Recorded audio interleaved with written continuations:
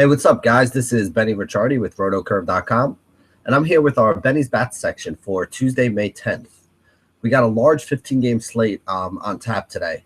What we like to do in the Benny's Bats section is we look at each pitcher that's on the mound, try to figure out what their weakness is, and then try to figure out which bats profile to do the best against them. So let's get started since we have so many games to get into today. The first game we're going to talk about is Detroit at Washington. Detroit is pitching Michael Fulmer. He is a rookie making his second or third major league start. It's actually his third major league start. He had a decent first start, got lit up a little bit in the second start, gave up a couple home runs. He's a big, hard-throwing right-hander, high K percentage, but also has shown that he's been able to get knocked around so far since he's been in the league. Left-handed bats are the way you want to attack him. So there's two guys that we're really looking at here. Bryce Harper's getting the Barry Bonds treatment lately. I think if I saw the stat right, I think he has 15 walks in his last 5 or 6 games with only like 6 actual at-bats, 1 home run in those 6 at-bats where they actually did decide to pitch to him. He has over a 450 WOBA, over a 300 ISO, so it's not crazy that teams are just walking him and trying not to pitch to this guy. He still is able to rack up some points. He's a good cash game play because if he's going to get maybe 3 walks in a game, he has the ability to steal a base. He can score a run or two. So he might get you 10 or 12 points that way. I just don't see huge upside with him if they're not going to pitch to him. The guy who they have been pitching to that's been giving us huge upside because of it is actually Daniel Murphy. He's been getting up a lot lately with guys on base because they're walking Harper in front of him and, trying to pitch around Harper basically. Murphy bats 5th in that order, so he's been getting up with Harper on base just about every single time he gets up there. He's been on fire lately. He's been knocking in RBIs, hitting home runs. I think he's still batting over like 360, 370, something along those lines. So, Daniel Murphy, left-handed bat going up against the righty Fulmer. Definitely think you want to have some shares of him today at the second base spot. On the other side of that game, we got Joe Ross. And, this is actually an interesting matchup here.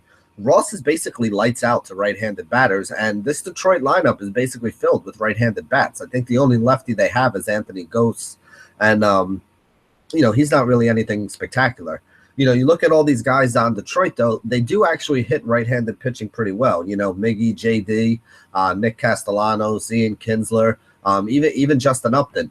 So you got a guy who's basically been lights out to right-handed bats in his career, like a 180 batting average against, and a team that actually is filled with righties but hits right-handed pitching pretty well. So I'm not really sure how to go here in this game. I do think that Ross is going to make it tough on him, but again, as we saw with Strasburg yesterday, this Detroit team is filled with home run hitters. So you make a mistake or two, which really Strasburg pitched amazing yesterday. I mean, he went 7 innings, had 11 strikeouts, really only made 2 mistakes. The problem is those 2 mistakes were both taken yard for 2-run homers.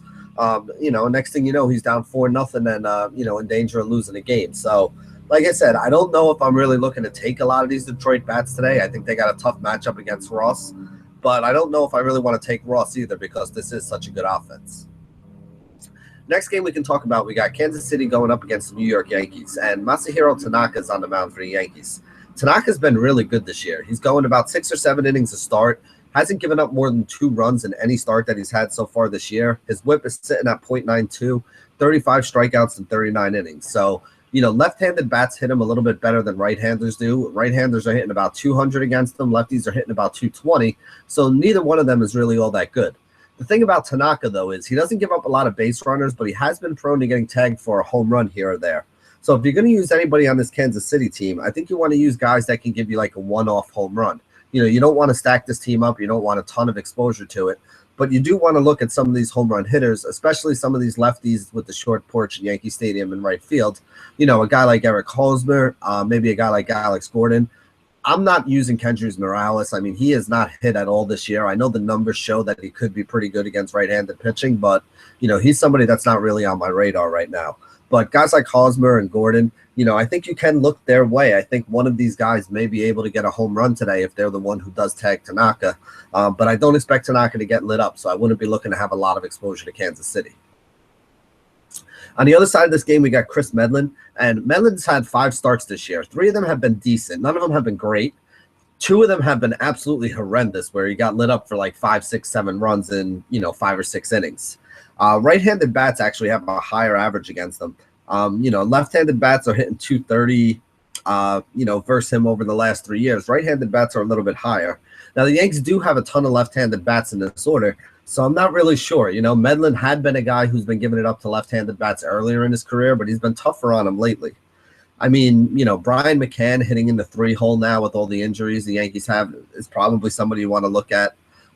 Brett Gardner, I don't mind either. I think he's starting to hit a little bit more, and, he's always a threat to steal bases. He does have a little bit of pop at home in Yankee Stadium where, he can drive one down the line in right field to the short porch. And then Carlos Beltran hit his 2 home runs yesterday.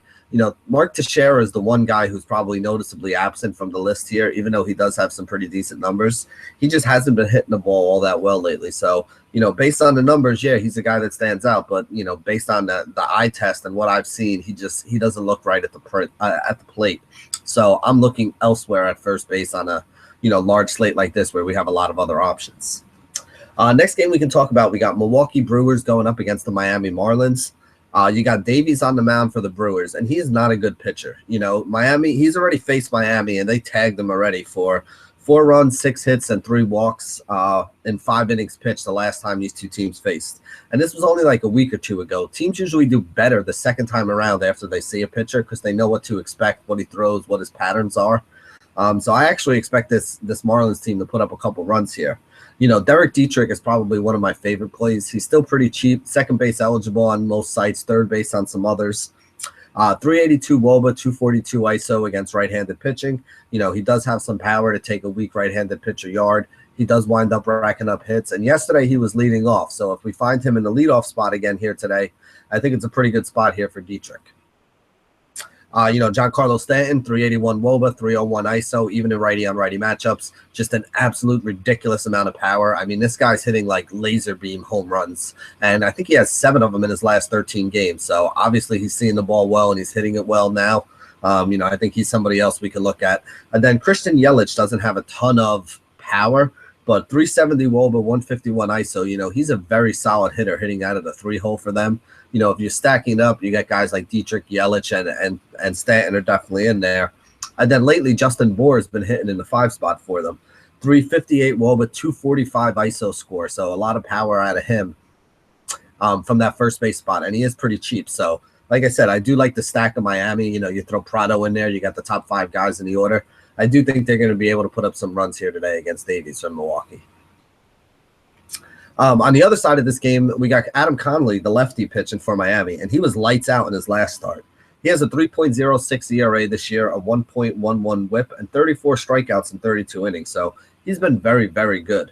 Now, Milwaukee has a high K rate, and it is a bad offense, although they do hit the ball a little bit better against left-handed pitching.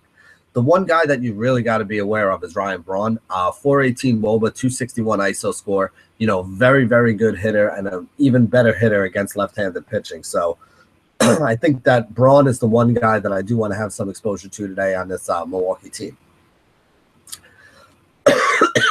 So the next game we can talk about, we got Oakland going up against Boston. Let's see. Boston is pitching Sean O'Sullivan. His 2015 numbers are horrendous. Left-handed bats hit 366 against them. He had a whip over 2, gave up 12 home runs in only 28 innings, which is just absolutely unheard of. That's like as bad as it could possibly be. A guy I really like is Josh Reddick, who's been hitting well lately. 365 WOBA, 191 ISO, left-handed bat going up against the right-handed pitcher. Stephen Vogt being the other left-handed bat that they have there. Pretty reasonably priced catcher option just about every day. Hits around the 5-hole for them. So I really like those 2 guys. I think the 2 of them, the left-handed bats, are in play. And then I also think because O'Sullivan's so bad, you can even look at some of these righties with a little bit of power. Guys like Danny Valencia and Chris Davis, these are guys that are hitting in the middle of that order, have the ability to drive in some runs, have a track record of, doing some positive things. So I like Reddick and Volt as the lefties, and I also like Chris Davis and Valencia as the righties. I think all 4 of these guys are in play today. On the other side of the game, we got the rookie, Manaea, who's coming up. And this guy's a stud rookie. They're expecting a lot out of him. He's a left-handed pitcher. Right-handed bats have been the way to attack him. You look at that Boston team, you got a guy like Xander Bogaerts, 396 WOBA, 117 ISO against left-handed pitching. Jackie Bradley Jr., if he makes it into the lineup, 385 WOBA, 207 ISO score.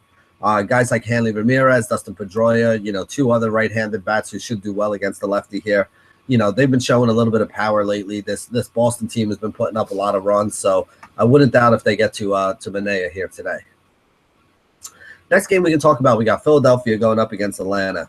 Adam Morgan is starting. In the 2 starts that he's had, he's averaged 6 innings pitched, 3 runs allowed, and 7 base runners. The way you really want to attack him is with right-handed bats. The problem is, if you look at this Atlanta team, against left-handed pitching, they've been pretty horrible. The best bat they have, the best numbers against left-handed pitching belong to Freddie Freeman.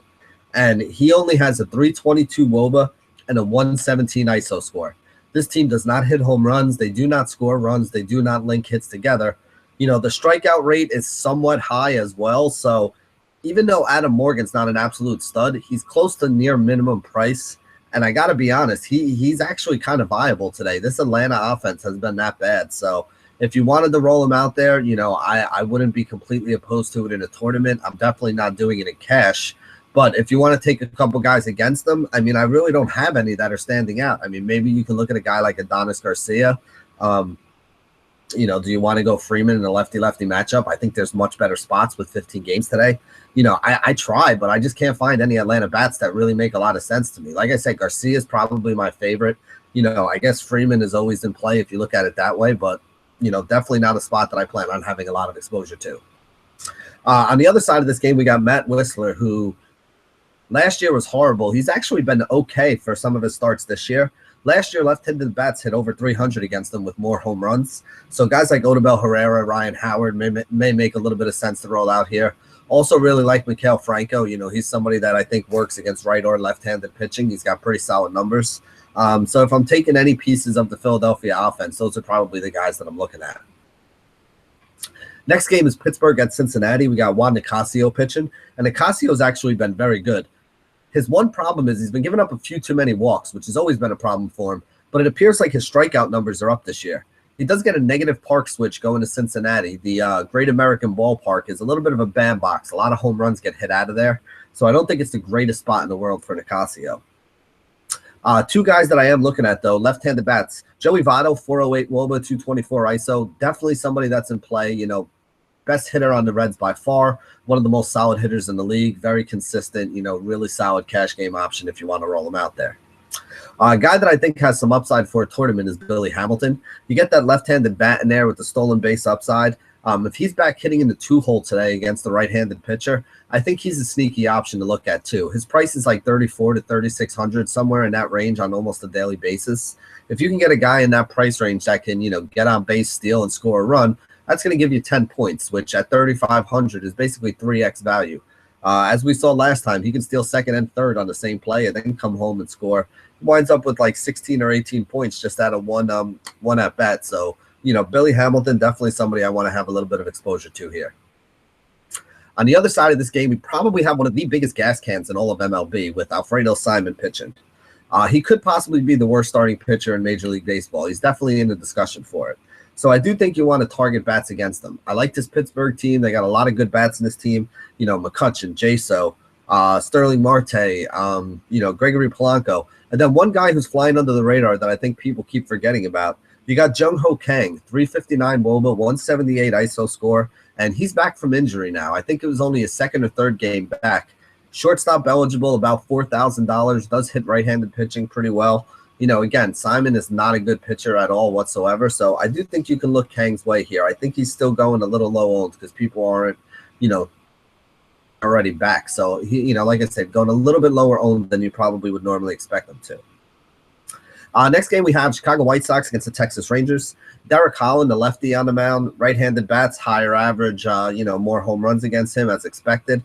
One guy who really kind of stands out for me, and the only guy that kind of stands out for me, is Todd Frazier. Cleanup hitter, has got a lot of power, and he has hit left-handed pitching well in his career. 364 WOBA, 319 ISO score against lefties since the beginning of 2015. So that shows you that this guy's a home run threat. He's one of those guys that tends to go lower owned, and he does have the potential to double down for you in a tournament. if you get a double dong out of a low-owned guy in a tournament, that's usually when you push yourself really high up on the leaderboards and give yourself a chance to make some real money. So I do think Todd Frazier is definitely somebody I want to have some tournament exposure to today because of the home run upside he has in this matchup with a lefty.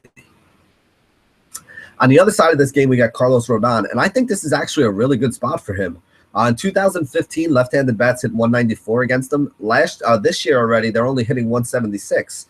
You look at the top of this Texas order, and it's lefty, one righty and Adrian Beltre, and then two other lefties in there, between Odor and Mazzara, who are both lefty, Fielder and Moreland, who are both lefty. So if you got a guy like Rodon who's been almost unhittable for left-handed bats, I can't see this being a good spot at all for the top of that Texas order.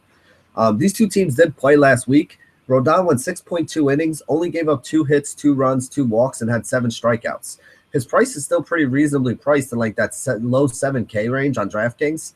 If he gives me, almost 7 innings pitched with 7 strikeouts and limits them to 2 hits, 2 walks, and 2 runs again, you're going to wind up with a pretty big fantasy score. I think he wound up with a score in like 27, 28 points. You add the win in there, you're getting just shy of 30 out of a guy for like $7,200, $7,400. I really like Carlos Rodon. I'm not looking at any of these bats over on the Texas team.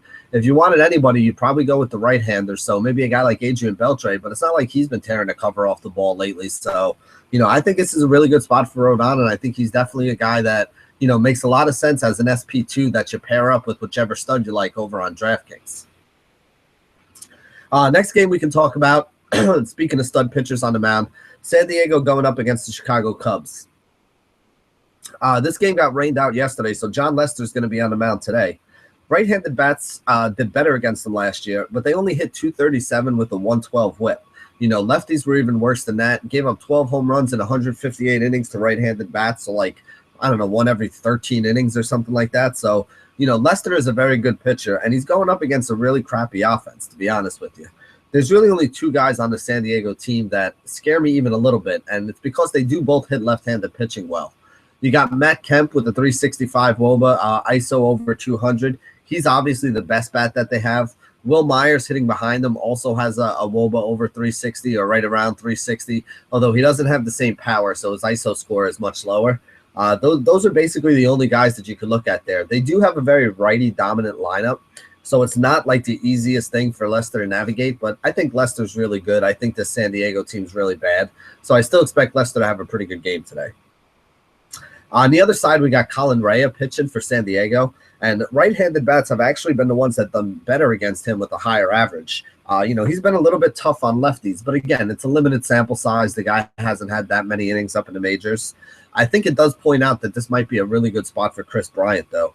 383 WOBA, 211 ISO score, either hits 3rd or 4th in that order, somewhere there in the middle. This guy's got a lot of power. There's always guys on in front of him, so he has a chance to, drive some people in. And he's got some big bats behind him who have driven him in lately as well. So I think this is a pretty good spot to look at him.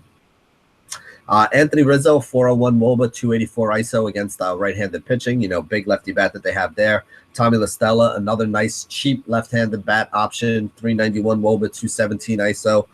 You can look at guys like Dexter Fowler and Jason Hayward, Ben Zobrist. All these guys have good numbers and profile to do well if they happen to get into the lineup. Next game we can talk about, we got Baltimore at Minnesota. Berrios got scratched yesterday. I don't know if he's going to. Right now, it's scheduled to have Phil Hughes on the mound. And Hughes has been, equally bad, not horrible, but not good against both righty and left-handed bats. And the thing about Hughes is he's an extreme fly ball pitcher, so he does give up a lot of home runs. Guys like Chris Davis are probably in a pretty good spot against them. 405 WOBA, 344 ISO against right-handed pitching. We all know about Davis's power, so he's somebody there. And then one of my favorite plays in the day here, especially on DraftKings, where you can use him on either shortstop or third base, is going to be Manny Machado. 397 WOBA, 258 ISO in righty-on-righty situations. And he's already 10 for 19 lifetime against Hughes with 2 home runs. So I am definitely going to be having some shares of Machado, cash games, tournament options. He's just a big time. He's one of those guys that you just want to have some shares of and want to have some exposure to. On the other side of that game, we got Kevin Gausman. Gausman's actually been good. 142 ERA, 0.68 whip so far through his first couple starts. Not a high strikeout guy, only 14 strikeouts in 19 innings. But Minnie does, they're bad against right-handed pitching, basically. There's two guys that I think you can kind of take a look at if you want. Byung-Ho Park is somebody who I feel like is just going lower owned than he should be every day.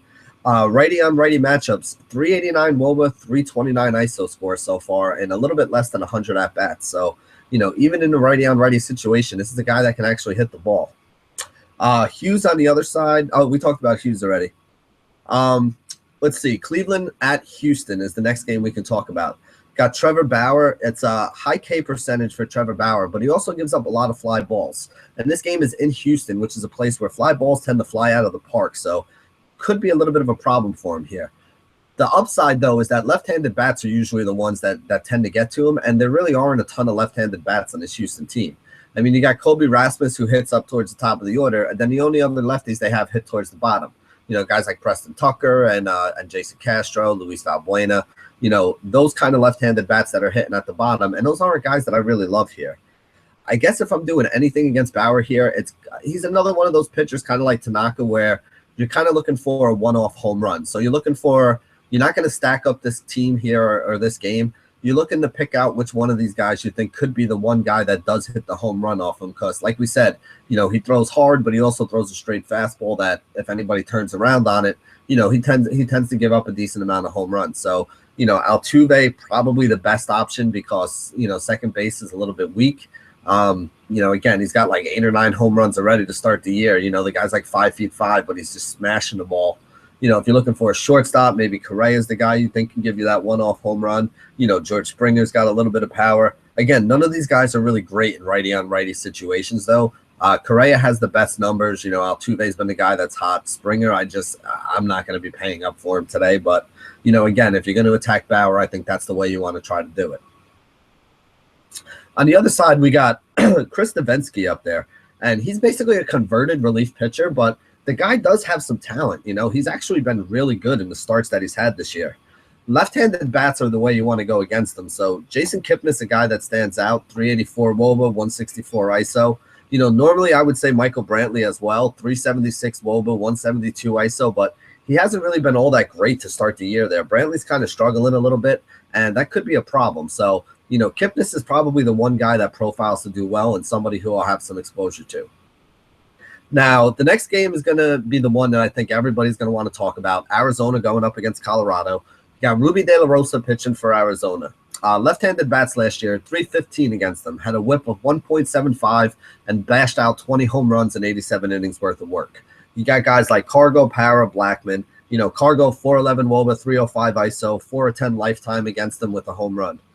Gerardo Para, 336 WOBA, 164 ISO. But he's starting to heat up a little bit here. He hits very well now that he's back in Coors Field. Had a couple doubles yesterday. Still hitting fifth in that lineup. It's going to have all these guys in front of him. Cargo, Arenado getting on base lots. With Blackman back now. He's going to get up with a lot of RBI opportunities. So I like Para as well. Blackman leading off, 352 WOBA, 178 ISO. 4 of 12 lifetime already against Ruby De La Rosa. And then if Ben Paulson gets in the lineup at first base as well, Reynolds yesterday looked pretty bad at the plate, so hopefully they give Paulson a shot here today.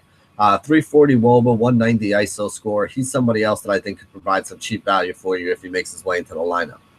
Now, on the other side of this game, we have Chris Russin, who, left-handed and right-handed bats have been over 300 against him, and he's been giving up a home run about every 6 innings pitched. So this is a guy who I think we can see get tagged here today.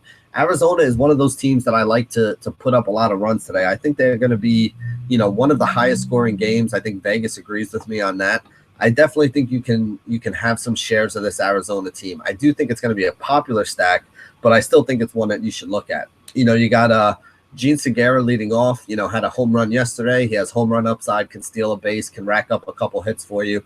Going to get the maximum number of at-bats as the leadoff hitter on, a road team at Coors Field. So you really can't ask for a better spot for him. Brandon Drury's been hitting in the 2-hole, still pretty cheap. Has been putting up some big numbers.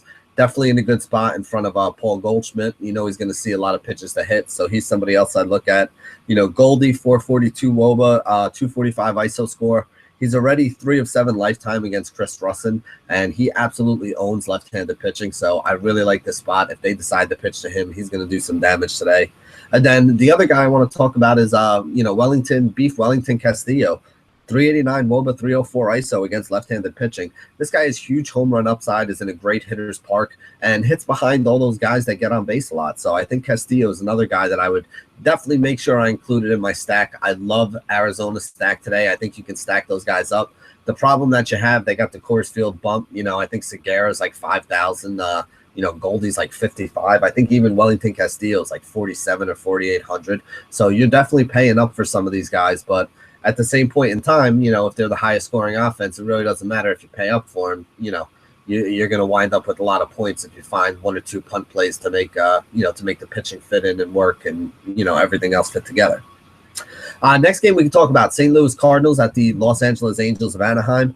Mike Leake is on the mound for St. Louis. He's 0-3 to start the year with an ERA over 6. Left-handed bats are usually the way you want to attack them, but there really aren't any on the Angels. I mean, Cole Calhoun's probably the best one, and he hasn't been hitting all that well. The one bat you always got to worry about, even though it's righty on righty, is Mike Trout. 411 WOBA, 293 ISO, and he's Mike Trout. So if I got to explain that to you anymore, then you probably shouldn't be playing fantasy baseball anyway. Like I said, there's really nobody else in this team I want to look at. Nobody else on this team against right-handed pitching has a WOBA over 340, which is absolutely horrendous. So I don't know if I would use Leak. I don't know if I have, that big a set of stones today. But like I said, this LA team is not very good. The thing is, they don't strike out a lot either. So it's not like it's a slam dunk kind of spot for Leak. But I could see Leak going 6 innings, only giving up, 3 or 4 hits and 2 or 3 walks and maybe 1 run or less and having, 3 or 4 strikeouts. Not a dominant performance by any stretch of the imagination, but definitely something that you would take if you have him in, daily or season long. But I don't think he's somebody that I feel comfortable enough rolling out there. I don't think there's the upside for a tournament, and I definitely don't feel safe enough to use him in a cash game. On the bottom of this game, we got Hector Santiago going up there. He's actually been really good. Right-handed bats hit him better, and they're only hitting him like 225, 230 batting average. His Achilles heel, though, is he's another one of those guys that can get tagged for home runs. Gave up 30 home runs in 160 innings over the course of the last 2 years so far. Steven Piscotty, the right-handed bat, is somebody who I definitely think I'd want some exposure to. He's got a little bit of home run pop. Right now, he owns a 437 WOBA with a 241 ISO against left-handed pitching to start his career. He hasn't had a ton of at-bats against them, but those are some pretty eye-popping numbers. The other guy who has some pretty eye-popping numbers is Diaz as well. If he's hitting up in the leadoff spot, I think he's a viable option. If they have him, buried back down in the 8-hole in front of the pitcher again, I don't know. I mean, his numbers have been insane. 425 WOBA, 225 ISO, to start the season against left-handed pitching. So, like I said, just keeping in mind, I would like to see him on top of the order. If he is and he's still cheap, he's somebody that I'm definitely going to take a look at. Next game is the New York Mets at the LA Dodgers. Jacob deGrom's here. He's not 100% yet, and he's not up to throwing 100-plus pitches a game, so I can't take deGrom in this matchup. Left-handed bats do better against him, although he's been really tough on right-handed bats, so I don't think I'd look at any of the righties, but I guess some of the lefties are in play. If Kyle Seager's hitting up in the top 2 or 3 of the order, you can look at him. Adrian Gonzalez, the one guy who I do like a little bit, 355 WOBA, 211 ISO. I'm not expecting deGrom to get lit up. And even last game, we talk about deGrom getting lit up last game. I mean, he basically only gave up 3 runs against San Diego. That's not really getting lit up. It's not a, dominant performance like we all expected him to have. I guess maybe 3 runs is a lot against San Diego. But still, it's not, in the overall scheme of things, it's not like he got lit up. So I just don't think that there's enough upside to the LA Dodgers bats here today. I don't think deGrom is going to get, knocked and chased from the game in the 3rd inning. So I don't see the Dodgers putting up a big number or giving us enough fantasy production to really justify having a lot of exposure here. On the other side, we got Alex Wood pitching, and Alex Wood's actually tough on left-handed bats. So probably not the greatest spot for most of this Mets order against them. David Wright being one of the few right-handed bats hitting in the 2-hole, 438 WOBA, 236 ISO. Definitely think David Wright could be somebody that's in play. Cespedes doesn't really hit left-handed pitching all that well, so I don't think he's somebody there. But then you look at the rest of that lineup. You got Granderson, you got Conforto, you got Neil Walker, you just basically got a whole bunch of lefties there. So I'm not a huge Alex Wood fan, but I do think this is a pretty good spot for him. And I think with his price, he actually could be a sneaky option for tournaments today. Next game we can talk about, we got Tampa Bay going up against Seattle. Drew Smiley's pitching for Tampa Bay. The lefty's been lights out here to start the season. 2015 right-handed bats had a higher average and more home runs against them. This year, though, nobody's really hitting them all that hard. The one guy that kind of stands out to me here is going to be Nelson Cruz. 456 WOBA, 330 ISO against left-handed pitching. Cruz has basically mashed left-handed pitching in the course of the last year and a half, but also throughout his entire career. So Smiley against Cruz is going to be one of those things that I watch. I do like Cruz as a standalone play that you can add to a stack in a tournament. I think he's got that home run upside that if he gets a hold of one, he's going to be low owned and he could give you a big score, and that could be something that can help you win. The other side of the game, we got Wade Miley, the lefty. Right-handed bats are hitting 272 against them last year with a 144 whip, although they only had 14 home runs in 142 innings, so like 1 every 10 innings. Not really the greatest thing I've seen. There are 3 left-handed bats on Tampa Bay that are always right-handed bats that are always in play against left-handed pitching. Logan Forsythe leading off, 413 WOBA, 299 ISO. I really like him as a second base option. Brandon Guyer usually hits in the 2-hole right behind Forsythe. 382 WOBA, 188 ISO, good lineup protection with good batters in front and behind them. And then the guy behind him is Evan Longoria, 393 WOBA, 323 ISO. Longoria has mashed left-handed pitching his entire career. It's something he's kind of made his name on. So I think all 3 of those guys would be in play here against Wade Miley, who's kind of a weak pitcher. Next game and the last game we can talk about, we got Toronto going and visiting San Francisco. Matt Cain has been pretty horrible to both right and left-handed bats. They're both hitting him pretty hard. He's been giving up a lot of home runs. So I do think you can look at some of the big bats that they have on this Toronto team, even though it's not the greatest hitter's ballpark in San Francisco. Guys like Donaldson are in play, Edwin Encarnacion. Batista hasn't really hit all that well, but I guess he'd be a fringe guy. Tulo is somebody I'm trying to avoid using. I mean, he's just not hitting a lick at all. I do like guys like Michael Saunders, the left-hander, and Justin Smoke, the other left-hander. If these guys make their way into the lineup, I do like these lefties against Matt Cain. Like I said, he's been giving up a lot of home runs, been giving up a lot of hits, high batting average to both sides of the plate. So I basically think you can stack up Toronto if you want, and anybody's in play. But I don't like the fact that the game is in San Francisco. If it was in Toronto, I would think the Toronto stack might be the play tonight. But in San Francisco, I'm a little more weary about it. But maybe that makes it low-owned and contrarian, which could help you take down one of these really large field tournaments, like the qualifier that they have to the World Championship tonight for $3. On the other side of this game, last guy we'll talk about is J.A. Happ. Left-handed pitcher, right-handed bats are hitting over 270 against them. Pretty low home run numbers. Buster Posey, 379 WOBA, 188 ISO kind of guy. A lot of power, a lot of consistency. Hasn't been great to start this season, but he's just a solid professional hitter, somebody I always have faith in. And then even though it's lefty on lefty, Brandon Belt has been hitting very well lately. 376 WOBA for him, 216 ISO since the start of 2015. Think he's somebody else you can use to attack Happ. But remember here, like we said, this is not a very good hitter's ballpark. So I'm expecting at best a 4-3 game here, probably even, more like 4-2 or 3-2 at the end of this game. So if that's all the runs that are going to be scored, it's not really a place you want to target a lot of bats in. So that wraps it up for our Benny's Bat section today. Like I said, we did have a lot of games on tap to talk about, so I tried to go through each one of them as fast as I could, but also give you guys the highlights so you know. Remember, we just kind of highlight the guys who look good on the numbers here. There's always going to be some value guys that open up. There's going to be, a light hitting guy like Alex Presley who gets up into the 2-hole in that order at minimum price, or a Ricky Weeks who winds up finding himself in a cleanup spot. These guys are good plays as well. These are guys that you want to add in with some of the guys that we talk about who stand out based on the numbers, and try to put together a team based on some of these guys who, tend to be higher priced, because if these guys have the numbers, they also have the track record, and you're not getting guys with a track record of hitting right or left-handed pitching well for, minimum price. So if you want to fit in some high-priced pitching, you do usually need to find 1 or 2 of those cheap options. Like I said, we do this video about 8:30, 9 o'clock in the morning on game day.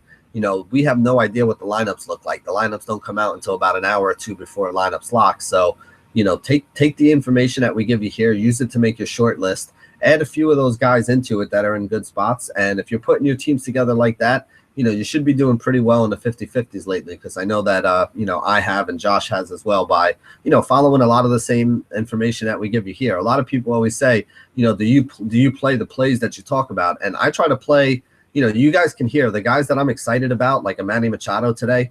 He's going to be in a lot of my rosters today. He's going to be on, my cash game team. He's probably going to be on a lot of rosters that I make for tournaments.